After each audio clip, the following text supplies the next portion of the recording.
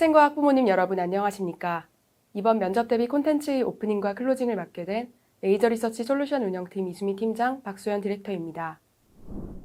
과학기술원을 제외한 4년제 종합대학교 자기소개서 전면 폐지, 서울권 주요 대학교부터 시작하여 지방거점 공립대학교까지 보편화되어 가고 있는 학생부 종합전형의 서류형 면접형 분화, 각종 계약학과의 신설 및 확대로 인한 지원군과 합격군의 변화까지 2024학년도부터 적용되는 학생부 종합전형이 내부적 외부적 변화로 인해 성공적인 학생부 종합전형 합격 전략에 학생과 학부모님들이 관심이 쏟아지고 있습니다. 생활기록부의 부족한 면모를 자기소개서와 면접이라는 두 가지 선택지로 보완할 수 있었던 지난해와 달리 면접으로만 보완해야 하는 올해 서류형 전형과 면접형 전형이 명확하게 나뉘면서 면접으로 승부를 보고자 하는 학생들은 면접형 전형으로만 모이는 경향성이 더욱 뚜렷해진 올해 자기소개서가 없기에 그리고 면접의 유무가 명확히 구분되기에 더더욱 중요도가 높아진 면접에 대한 여러분의 걱정과 궁금증을 해소해드리기 위해 메이저 리서치가 기획한 면접 대비 콘텐츠를 소개해드리고자 합니다. 2023년 메이저 리서치 면접 대비 콘텐츠는 다음과 같이 인문계열 1편, 자연계열 4편, 의학계열 5편, 총 10편으로 구성되어 있습니다.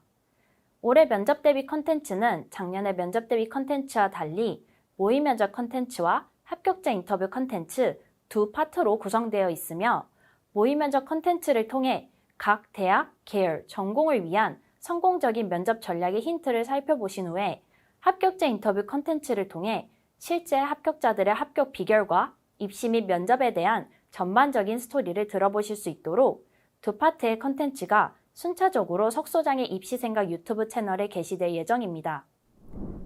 모든 모의 면접 콘텐츠의 면접관 역할은 메이저 리서치 운영팀 소속 디렉터가 담당하며 면접자 역할은 작년이 2023학년도 입시를 메이저 리서치와 함께 준비했던 새내기 대학생들이 담당합니다. 면접의 절대적 비중은 물론 상대적 중요성 역시 높아진 2024학년도 입시에서 여러분 스스로가 합격을 뒤집을 수단은 면접이 유일하기에 다른 지원자와 대비되는 나만의 컨셉을 깊이 고민하는 것은 물론 면접에서 이를 확실히 각인시킬 필요가 있습니다. 보다 사실적인 면접의 현장감을 위해 합격하는 면접의 모범적인 예시를 위해 면접자 역할을 맡은 새내기 대학생들 각자가 현역 고등학생 3학년 시절 실제로 합격했거나 응시했던 대학 및 전공들로 모의 면접 컨텐츠를 기획했으니 학생과 학부모님들은 새롭게 리뉴얼된 2023년 메이저 리서치 면접 대비 컨텐츠를 꼭 시청해 보시기 바랍니다. 약물 제어 전달 시스템 연구원을 꿈꾸는 학생의 서울대학교 약학과 모의 면접 지금 시작합니다. 약물 전달 시스템에 대한 꾸준한 탐구가 눈에 띄네요. 특별한 이유가 있나요? 저는 약을 개발하고 생산하는 것도 중요하지만 가장 중요한 것은 이 약이 어떻게 우리 몸에 효과적으로 흡수되게끔 할 수 있을지에 대해 고민하는 것이라 생각합니다. 이런 생각을 가지게 된 직접적인 계기는 고등학교 1학년 때 우유와 여러 약을 한꺼번에 잘못 복용하는 바람에 응급실까지 갔던 경험이었습니다. 당시의 경험을 통해 이러한 약을 무엇과 조합하여 섭취하는지 합리적으로 판단할 필요가 있다는 확실한 결론을 얻을 수 있었고 그 덕에 고등학교 3년간 약의 체내 흡수 기전 및 DDS 기술에 집중해 꾸준히 탐구를 진행하며 약제약 그리고 제제약의 유용성을 실감하였습니다. 생활기록부 및 자기소개서에 약학연구원이 되고 싶다는 희망이 꾸준히 드러나는데 본인이 생각하는 약학연구원이란 무엇인가요? 약학연구원은 신약 후보물질의 발굴, 표적 단백질의 추출, 약물 디자인, 약물 전달 시스템 등 신약 개발의 전 과정에 관여하며 관련 연구를 진행해 나가는 직업입니다. 저는 단지 이렇게 신약 개발에만 기여하는 것이 아니라 많은 이들의 건강을 증진하기 위해 고군분투하는 직업이 약학연구원이라 생각하며 현재 많은 신약 후보물질이 난용성으로 인해 낮은 생체 유용률을 나타내는 것으로 알고 있는데 난용성 약물을 가용하라는 목표를 달성하며 더 많은 사람들이 신약의 효과를 누릴 수 있도록 기여하는 이타적인 약학연구원이라는 저희 목표를 서울대학교 약학대학에서 꼭 달성하고 싶습니다. 항생물질 감수성 실험을 진행하셨는데 실험 과정을 설명해 주실 수 있나요? 항생물질 감수성 실험은 디스크 확산법을 활용해 진행하였습니다. 우선 면봉으로 배지 위에 균체를 120도 간격으로 3회전하여 희석시키며 접종하였고 이후 항생물질의 확산과 균체의 성장이 동시에 진행될 수 있도록 15분 이내에 항생물질 디스크를 올려두었습니다. 37도 항온기에서 16에서 20시간 정도 배양한 후 저지하는 직경을 관찰하며 감수성 여부를 판단하였습니다. 꽤 많은 항생물질을 실험에 활용했는데 자주 사용되어 정보가 많은 항생제에 비해 그렇지 않은 항생제들이 용량 대비 효능이 좋지 않다는 결과를 얻으면서 질병에 따라 자주 쓰이는 항생제가 있는 이유를 체감하였습니다.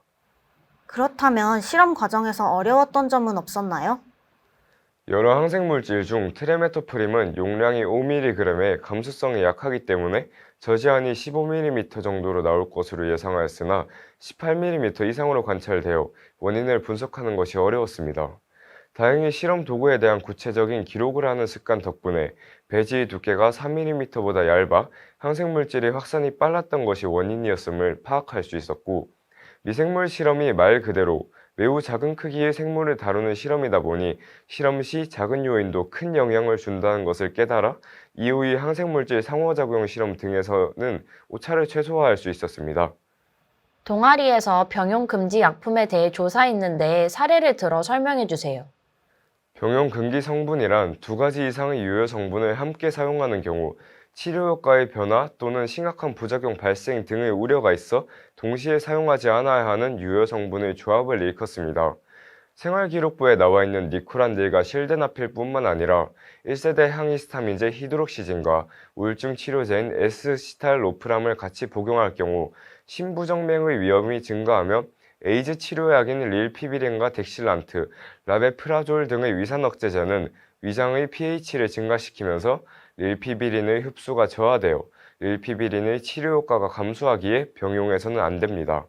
그 외에도 다른 병용 금기 성분 및 약물이 많았지만 특히나 항히스타민제와 우울증 치료제의 경우 일상생활에서 흔히 접할 수 있는 약물이기에 의사의 약 처방에 대한 약사의 이중 검토가 필수적이라는 생각이 들었습니다. 수학은 약학에서 어떻게 활용될 수 있나요? 수학은 약학의 AUC, 클리어런스, 분포 용적 등 약동학적 파라미터를 도출하는 데 이용될 수 있습니다. 또한 최근 약학에서는 인공지능과 빅데이터를 접목하여 연구의 효용성을 높이고 있으며 실제로 아토모아이즈라는 스타트업은 아톰넷을 활용해 하루 약 1000만 개의 저분자를 검사하여 신약 후보 물질을 발굴하고 있습니다. 이렇듯 연구의 효용성을 높일 수 있는 빅데이터 분석에 휴학이 유용하게 활용될 수 있습니다. 약학과 코딩을 융합해서 탐구한 경험을 소개해 주세요. 고등학교 1학년 때 알고리즘 기반 약물 이상 반응 탐지 시스템에 대한 보고서를 작성하였습니다. 임상시험 이후에도 틸라도마이드 사태처럼 예측하지 못한 부작용의 가능성은 언제나 도사리고 있기에 해당 시스템은 시판 이후 약물 리뷰 사이트와 같은 다양한 데이터베이스의 정보를 취합하여 부작용을 예측하도록 하였습니다. 또 3학년 때는 인공지능과 딥러닝이라는 책을 읽고 후속 탐구 활동을 하면서 아까 말씀드린 아토마이즈 같은 스타트업과 같이 빅데이터와 AI를 활용하여 신약 후보 물질을 선별하고 신규 복합제를 발굴하고 새로운 화합물을 설계할 수 있다는 정보를 알게 되었습니다. 아쉽게도 약물의 효과적 전달이나 제재 설계에 AI가 어떻게 쓰이는지, 현재 쓰이고 있는지 등에 대한 구체적인 정보는 찾아볼 수 없었으나 약물의 용출 속도 및 반응 속도와 관련된 여러 식이 있는 만큼 빠른 계산에 비교 우위를 가지는 AI를 약제약 분야에서 활용할 방안은 무궁무진할 것이라 전망합니다. 약학과 직접적인 관련까지는 없었지만 저는 학창시절 SEIR 모델 및 사물 인터넷을 파이썬으로 직접 구현하며 코딩 역량을 쌓았는데 가능하다면 프로그래밍과 관련한 수업을 이수하거나 자체적으로 프로그래밍 공부를 하면서 제가 목표로 하는 김대덕 교수님의 약물 제어 전달 시스템 연구실에서 저희 이러한 능력을 활용할 수 있도록 노력하고 싶습니다. 진로 활동에서 ELISA에 대해 탐구했는데 이에 대해 설명해 볼까요? 엘리사는 Enzyme Linked Immunosorbent Assay의 약자로 효소 결합 면역 흡착 검사라는 뜻이며 항체에 표시된 효소의 활성을 분석하여 항원 단백질의 양을 정량하는 방법입니다. Direct ELISA는 항원과 반응하는 1차 항체에 바로 효소를 결합시키며 Indirect ELISA는 1차 항체와 결합하는 2차 항체에 효소가 결합됩니다. Direct ELISA에 비해 Indirect ELISA의 특이성과 감도가 높습니다. 그리고 샌드위치 엘리사는 플레이트에 항체를 고정시킨 후 이 항체에 결합한 항온을 대상으로 다이렉트 엘리사나 인다이렉트 엘리사 분석법을 적용하는 방법이며 항온의 양이 적을 때나 미지의 샘플에 든 항온을 조사할 때 활용됩니다. 마지막으로 컴페티티브 엘리사는 항체의 같은 결합 부위에 대한 두 가지 항원 간의 경쟁에 의해 이루어집니다. 두 가지 항원은 동위 원소나 효소에 의해 표지된 항원과 표지되지 않은 항원입니다. 본인의 장단점은 무엇이라고 생각하나요? 저희 장점은 다양성의 가치를 중요시하는 것입니다. 고등학교 시절 의견을 냈을 때 저희의 의견이 채택되는 경우가 많았기에 부끄럽지만 저희의 의견만을 내세웠던 것 같습니다. 그러던 중 자기소개서에 기재된 내용처럼 동아리 활동 활성화 과정에서 난관에 봉착했던 경험은 제게 저희 의견만이 아니라 다양한 사람들의 다채로운 의견이 모였을 때 더 좋은 해결책이 도출된다는 큰 울림을 주었습니다. 이후 2, 3학년 학생회로 활동하며 설문조사를 적극 활용하는 등 다양한 사람들의 목소리를 들은 후 제가 도출해낸 방안의 유효성 및 적절한 해결 방안에 대해 고찰하려 하며 시야를 넓게 가지려 하였습니다. 약학연구원은 다양한 분야의 협업, 특히 4차 산업혁명과 맞물려 인공지능을 접목하는 것이 중요하기에 이러한 자세는 여러 분야를 연구에 활용해 나가는 데 큰 도움이 될 것입니다. 저희 단점은 목표를 이루어야 한다는 강한 열망이 때로는 강박처럼 보일 수 있다는 것입니다. 동아리 지원금을 확보하고자 청소년 지원 사업에 응모하였을 때 물론 동아리원들과 더 유의미한 활동을 진행하기 위한 좋은 의도였지만 그 과정에서 동아리 부원들이 부담스러워하거나 힘들어하는 경우도 있었습니다. 이러한 경험을 토대로 각자 목표를 추구하는 정도에는 모두 차이가 있기 마련인데 이를 맞추지 않을 경우 충돌이 발생할 수 있다는 것을 느꼈고 구성원들과 소통을 통해 차이를 조절해 나가며 극복하고자 하였습니다. 대학교 진학 후에도 다양한 교양 수업을 들으며 여러 사람들을 만나 견문을 넓히고 향후 약학 전문가로서 다양한 전문가와의 교류가 이루어질 때 상호 차이를 원만한 소통으로 극복하는 역량을 가진 인재로 발전해 나가고 싶습니다. 마지막으로 하고 싶은 말이 있다면 해주세요. 3학년 영어 시간 난용성 약물인 파클리탁셀을 가용화를 위한 양친매성 폴리머 합성에 대한 문헌을 탐독하는 등 저는 약물 전달 시스템에 대한 관심을 바탕으로 고등학교 시절 다양한 약물 제형과 약물 전달 시스템을 학습하며 난용성 약물의 가용화라는 저만의 목표를 확립하게 되었습니다. 관련 연구를 찾아보던 중 저에게 큰 동기부여가 되었던 것이 바로 서울대학교 약학대학 김대덕 교수님께서 물에 잘 녹지 않는 덱스란 소프라졸의 방출 조절 계량 신약을 연구하신 실적이었습니다. 아직 약물 전달 시스템에 대한 지식은 턱없이 부족하지만 학부 시절 약제학과 약물 전달 시스템 및 다양한 기술에 대한 지식을 가능한 한 많이 학습하고 서울대학교 약학대학 약물 제어 전달 시스템 연구실에서 석 박사과정까지 밟으며 지질 나노 입자를 이용해 야농성 약물을 가용화하는 연구에 뛰어들고 싶습니다. 장점 피드백 시작하겠습니다.